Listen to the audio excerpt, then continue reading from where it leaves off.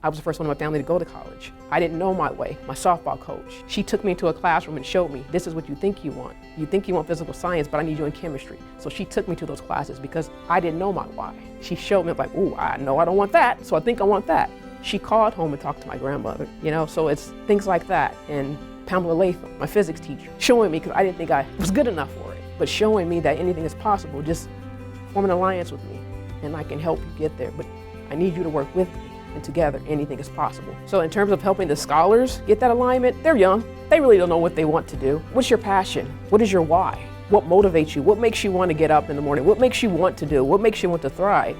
And I tell them, as long as they can identify a passion, because some of them really don't know, and your hearts are in place, eventually it will come. Then we go over with Prince E.A., everybody dies, not everybody lives, where Prince E.A. says, Martin Luther King didn't have a dream, the dream found him. So I'm a firm believer, if you're open, if you stay woke, your dream will find you. You just have to make sure your heart's are in the right place, make sure you're being kind, make sure you're being helpful, make sure you're contributing to society, and eventually everything will align and you will find out what you need to do.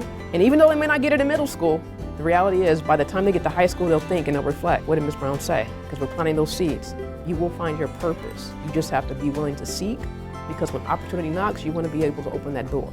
She's that avid teacher that gives you the safe environment.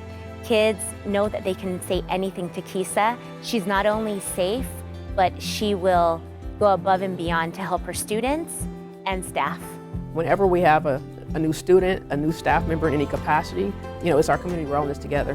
So come on in, watch my students, watch us engage. Hey, teachers want to come in and see what do those tutorials look like. Come on in, it's open door policy. So whatever you need, if I can help you, I'm going to be there for you. Kisa deserves to be named as the Teacher of the Year for Riverside County because of how much she truly cares and pours into our students every day. She is there for them all the time. She takes the time to build relationships. She listens. She supports her colleagues and her fellow staff members. She's there for families, and her heart is really in our school. And her leadership on our campus is a huge component of the success that we have with our students every day.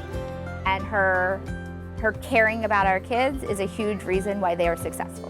Because if you don't have a relationship, and if you're not privy as to what these kids are going through, how are you going to help them? Some of these kids are not eating but one meal a day, but you want them to do homework. Some of them are raising families because the parents have to work 2 or 3 jobs. So just being aware, and I think that's something with all AVID trainings, I think that's something that they get us to understand even before we talk about focus nodes. For all of that, AVID teaches you about the relationship and why it's important to help these underrepresented students close that achievement gap and that attitude gap so they can be successful in life. And if we don't talk to them about goals and aspirations, why are we here? Because these kids don't care how much you know until they know that you care about them as individuals and their future, even the stubborn ones.